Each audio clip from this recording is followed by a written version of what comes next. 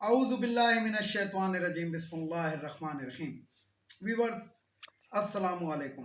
Viewers मैं हूं आपका मेज़बान सैयद अहमद समी और आप देख रहे हैं सैयद अहमद समी यूट्यूब चैनल रावलपिंडी इस्लामाबाद से। वीवर्स जैसे कि आप सबको मालूम है कि आज लॉन्ग मार्च का तीसरा दिन है और तीसरे दिन तक जिसे कहते हैं कि पुलों के नीचे से वही वाली एक लफ्ज़ जो मैं अक्सर कहता था, पुलों के नीचे से पानी बहुत ज़्यादा गुजर चुका है। एक तरफ मुज़ाकरात की बात होती है और लॉलीपॉप देने की कोशिश की जाती है और दूसरी तरफ जो होता है वो जो एतजाज़ एहसन कहते थे ने कौमी असम्बली में कहा था गालम गलोच बलो ब्रिगेड, गाली गलोच ब्रिगेड। तो वो जो थर्ड क्लास के किस्म के लोग हैं जो इस टाइम पाकिस्तान के ऊपर मुसल्लत हैं, जिसमें मरियम औरंगज़ेब हैं और वज़ीर दाखिला है और इवन के प्राइम मिनिस्टर जिसको क्राइम मिनिस्टर भी कहते हैं और शोबाज भी कहते हैं, तो दूसरी तरफ ये धमकियां दे रहे हैं। तो यहाँ पे एक बहुत ही प्यारी बात एक साफ़ी ने कही कि क्राउड को हैंडल किया जाता है, धमकियां नहीं दी जाती। दो खबरें मैं आपके साथ बड़ी इंपॉर्टेंट शेयर करने लगा हूँ। एक तो खबर यह है कि मैं जिस इलाके में रहता हूँ यहाँ से एयरपोर्ट बहुत नज़दीक है।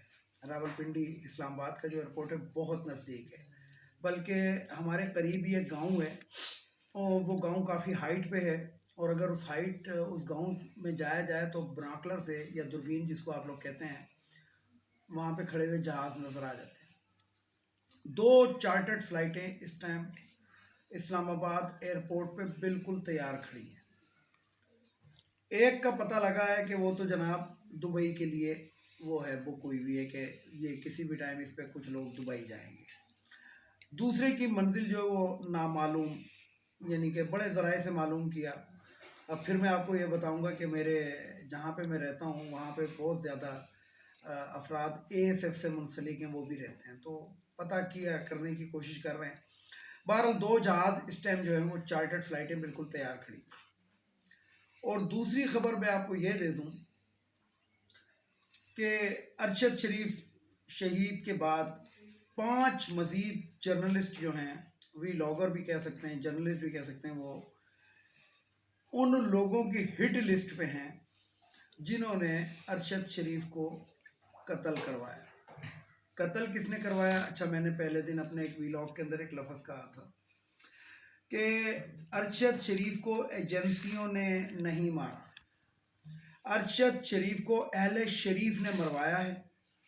और सहूलतकारी का जो किरदार है, यानी कि जिसे कहते हैं मिट्टी पाव वाला, तो मिट्टी पाव का जो किरदार है वो हमारे न्यूट्रल्स ने अदा किया। न्यूट्रल्स इस कत्ल में बराह रास्त शरीक नहीं है और न्यूट्रल्स को ये भी यकीन नहीं था कि इस हद तक हो जाएगा मसला कि उसको कत्ल करवा दिया जाएगा। न्यूट्रल्स धमकियाँ, यानी कि देखें अरशद शरीफ के कातलों तक पहुंचना है तो उसका सीधा और सिंपल सा काम यह है कि जिन लोगों ने अरशद शरीफ के ख़िलाफ़ 15 से 16 FIR पूरे मुल्क में कटाई हुई थी, उनके नाम ले आएँ, उनके नाम फ्रंट के ऊपर आ जाएँ। FIR किधर कटी थी? इस्लामाबाद और कराची, यानी कि सिंध और इस्लामाबाद में।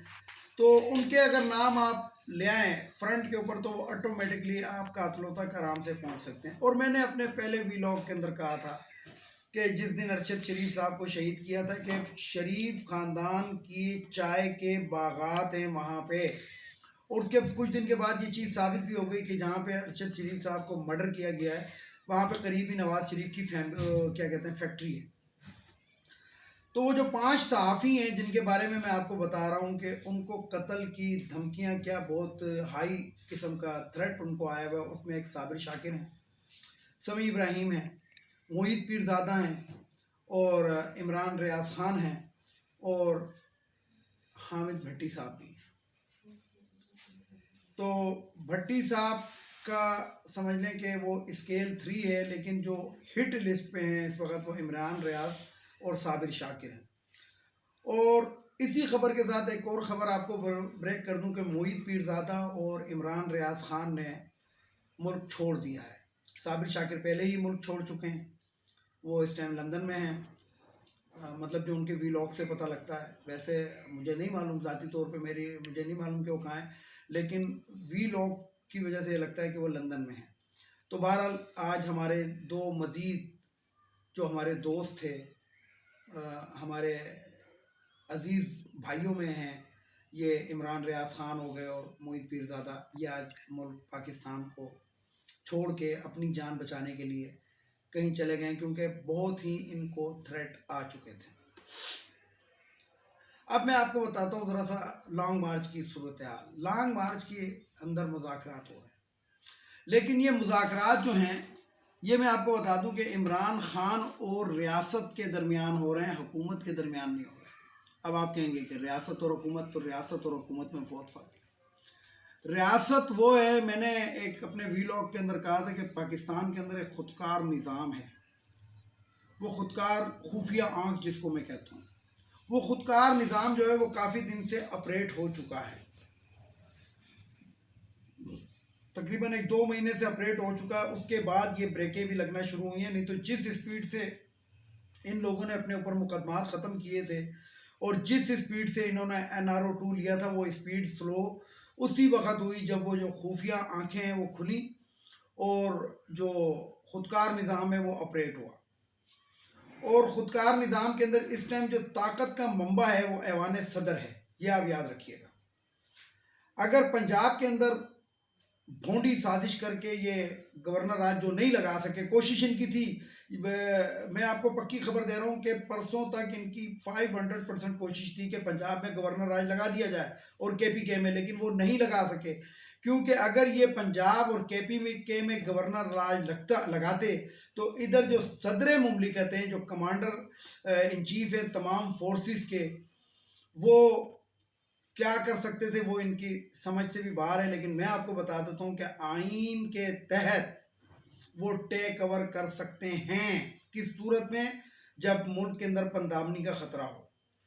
और यही काज ये बनाते कि जनाब पाकिस्तान, ये पंजाब के अंदर अगर गवर्नर राज लगाते कि इधर पंदामनी का ख़तरा है, दहशतगर्दी का ख़तरा है, तो सबसे बड़ा सूबा वही है, और उसी को काज बनाते हुए सदर मुमलिकत जो थे आरिफ अलवी साहब, वो इस टाइम इनको मिलियमेट कर चुके होते। लेकिन फिर मैं आपको बताऊं कि पाकिस्तान के मुसल्लह अफवाज का सबसे बड़ा ओहदा तो आरिफ अलवी साहब के पास है, लेकिन जो ताकत का मंबा जिसको कहते हैं ना, ताकत का मंबा से मुराद है कि जो जिनको सलूट किया जाता है हर वक्त, वो वही हैं।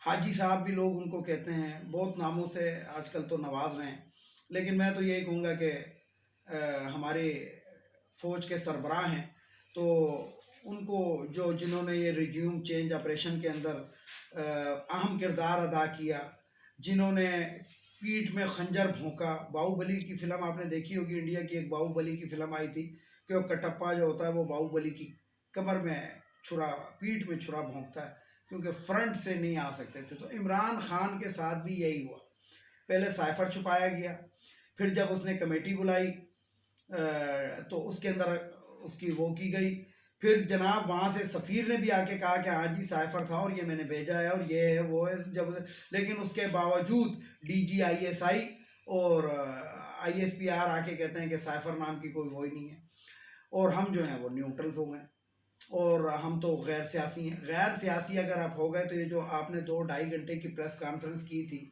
इसके अंदर आपने इमरान ख़ान का लफ्ज़, इमरान ख़ान की जमात का नाम, इमरान ख़ान के बारे में जो बातें गिनवाई, यकीन जाने कि एक्चुअल अगर आर्मी चीफ जो हैं अगर इसके ऊपर चाहें और डिसिप्लिनरी एक्शन लें, जिसको डिसिप्लिनरी एक्शन कहते हैं, तो ये दोनों अशखास फारिग हो सकते हैं। लेकिन भैंसें भैंसों की बहनें होती हैं।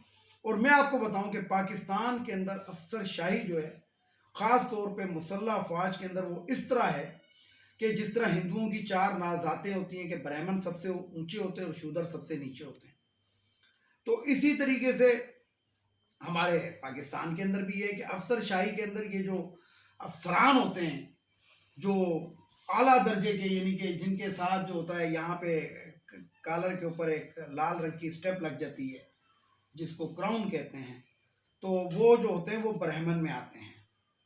उसके बाद जो होते हैं कर्नल एंड बिलो कर्नल और मेजर जो होते हैं, यानी कि कर्नल, लेफ्टिनेंट कर्नल, मेजर, ये जो होते हैं ये वेश में आते हैं, और जो अफसर से नीचे होता है यानी कि सूबेदार से नीचे होता है वो सारे ही शूदर होते हैं बेचारे। तो मकसद सिर्फ बताने का ये यानी कि एक आसान सा एक पैमाना मैंने आपको बताया। इसका ये मतलब नहीं अल्लाह माफ़ी दे कि वो मुसलमान के कहीं उससे कहीं ऐसी वो नहीं ले लीजिएगा, यानी मैंने आपको एक पैमाना बताया है कि ये 4 हिस्सों में किस तरीके से तकसीम किया गया है। तो इससे आप खुद अंदाज़ा लगा लेंगे, जो खुले जहन के लोग होंगे, कि शूदरों के साथ कैसा सलूक किया जा सकता है, वो आप देख लें। यानी कि पाकिस्तान की मुसल्लह अफवाज के अंदर कुर्बानियाँ देता है तो कौन देता है? जो कुर्बानियाँ दे रहे हैं, जो रकम कर रहे हैं, वो कौन है? वो लोग हैं जो गरीब तबके से ताल्लुक़ रखते हैं और निचला सिपाही सूबेदार मतलब सिपाही लांस नायक नायक हवलदार सूबेदार। लेकिन इनको रिटायरमेंट के ऊपर कोई एनएचएस में घर नहीं मिलता, इनको कुछ नहीं मिलता। इनको ज़्यादा मिलेगा तो तंगबा खिदमत मिल जाएगा, वो तंगबा खिदमत जो होगा वो दीवार पे लटक जाएगा। खिदमत के सिले के अंदर अब मैं आपको क्या बताऊं कि ऐसी पॉलिसियां हैं अफसरान ने अपने लिए बनाई हैं, क्योंकि अफसरान ही बनाते हैं, तो उन्होंने ऐसी पॉलिसियां अपने लिए बनाई हुई हैं कि वो मरा हुआ हाथी जो होता है, यानी कि जब तक वर्दी पहनी हुई है तो उस वक्त तक तो वो सोने के, और जब वो रिटायर्ड हो जाए तो वो दुगने सोने के, यानी कि मरे हुए हाथी की कीमत दुगनी हो जाती है ना, कहते हैं। तो वही वाली मिसाल। तो बात यह है कि जो 75 साल के अंदर जो ये स्टेथोस्कोप यानी कि जिसे कहते हैं स्टेथोस्कोप कायम किया गया था, पाकिस्तान को अगर डुबोया है तो 2 जुमलों ने डुबोया है। मौलवी कहते हैं कि अगर तुम मर जाओगे तो तुम्हारा जनाजा हम नहीं होंगे तो कौन पढ़ाएगा, और जो हमारे अफसरान हैं वो कहते हैं कि अगर हम ना होते तो बार्डरों की हिफाजत कौन करता। हालांकि बार्डरों की हिफाजत ये नहीं कर रहे, ये सिर्फ और सिर्फ अपनी उन हाई क्लास सोसाइटियों की हिफाजत कर रहे हैं जो इन्होंने अस्करियों के नाम से और मुख्तलिफ नामों से बनाई हुई है। पाकिस्तान की अगर इन्होंने खिदमत करनी तो ये जो 5 महीने के अंदर जो पाकिस्तान को नुकसान पहुंचाया है मिली भगत से, अदालतों ने, हमारे महकमों ने, हमारी खुफिया एजेंसियों ने, और इन चोरों डाकुओं को हम पे मुसल्लत किया है, तो इससे अंदाज़ा आप खुद लगा लें कि पाकिस्तान की खिदमत है या पाकिस्तान को जिसे कहते हैं कि मजीद खाएगी। तो बहरहाल मैं आपको बताऊं कि कप्तान का लॉन्ग मार्च जो है वो बड़ी तेज़ी से, यानी कि अब उसकी स्पीड ज़रा सी बढ़ गई, अपनी मंजिल की जानिब जो है वो रवां दवा है। और बकौल राना सनाउल्लाह के मरियम औरंगजेब के चंद 100 अफराद हैं। जब चंद 100 अफराद हैं तो इनसे बंदा पूछे कि ये 40-50 हज़ार पुलिस क्यों जमा की हुई है कि इसमें इस्लामाबाद के अंदर इतने कंटेनरों की क्या ज़रूरत है, इतने ये जो रेते की दीवारें और सड़कें खोदी जा रही हैं इनकी क्या ज़रूरत है। तो उधर ये इंतहाई ठीठ पने का मुजाहरा करते हैं। मौलाना फजलुर रहमान से अगर कोई सवाल पूछे कि आप दीन की खिदमत कर रहे हैं या चोरों की, तो कहता है ये प्लांटेड क्वेश्चन है, जवाब नहीं देता। तो बात यह है कि मैं अल्लाह ताला से दुआ करता हूँ कि क्राउड जो है वो काबू में रहे। अगर ये काबू से बाहर हो गया, जो कि कोशिश की जा रही है, कभी अली अमीन गंडापुर की, अच्छा देखिए ये मैं आपको एक छोटी सी वीडियो लंबी हो रही है, लेकिन बाहर ये बात बताऊँ कि जब भी लॉन्ग मार्च या इस किस्म के सिलसिले होते हैं तो जो लॉन्ग मार्च करने वाले होते हैं उनके खिलाफ ये बातें निकलना शुरू हो जाती हैं। पहले भी अली अमीन गंडापुर की गाड़ी से शराब की बोतल बरामद कर ली थी। तो ये कुछ लोगों को टारगेट इस तरह किया जाता है, अब उसकी वो वीडियो बरामद कर ली, वो ऑडियो, कि जनाब वो बंदूकें और इनका उनका वो कह रहा है। ये मुझे बताएं, मैं चशमदीद गवाह हूँ बेनज़ीर भुट्टो के काफिले में जब कारसास के अंदर बम फटा था, मैं उसका चशमदीद गवाह हूँ। वो मेरे घर से कारसास इतनी दूर था कि आप समझ लें कि जैसे GHQ से मेट्रो बस का पहला स्टॉप। तो हमें पता था और हमने खुद देखा कि जो मोहतरमा बेनज़ीर भुट्टो थी उनके कारकुनान के पास कितना असलहा था। तो जो भी इतना मूवमेंट होता है, उसके अंदर अपनी सेल्फ सिक्योरिटी लाजमी रखी जाती है और बाकायदा ऐसे लोगों को प्रोटोकॉल दिया जाता है और ख़ास किस्म के लाइसेंस दिए इशू होते हैं हुकूमत पाकिस्तान की तरफ से कि for self and family protection. तो इसलिए राना सलाउल्लाह जो बंदरों वाला नाच नचाने की कोशिश कर रहा है अवाम को, इसके झूठ अब पकड़े जा चुके हैं। ये झूठ ज़्यादा देर तक वैसे तो ख़त्म हो चुके हैं वो झूठ, अब तो नई कहानी कोई गढ़ने की कोशिश करते हैं, लेकिन बहरहाल जो राना सनाउल्लाह ने मुंह काला करवाना है वो करवा चुका है। वीडियो को लाइक करें, शेयर करें, सब्सक्राइब करें, बेल आइकन के बटन को ज़रूर दबाएं ताकि मेरी नेक्स्ट वीडियो आपको मिल सके। इसके साथ ही इजाज़त चाहता हूँ तमाम देखने वाले सुनने वालों को। अल्लाह हाफिज़। और आखिर में वही नारा, पाकिस्तान जिंदाबाद।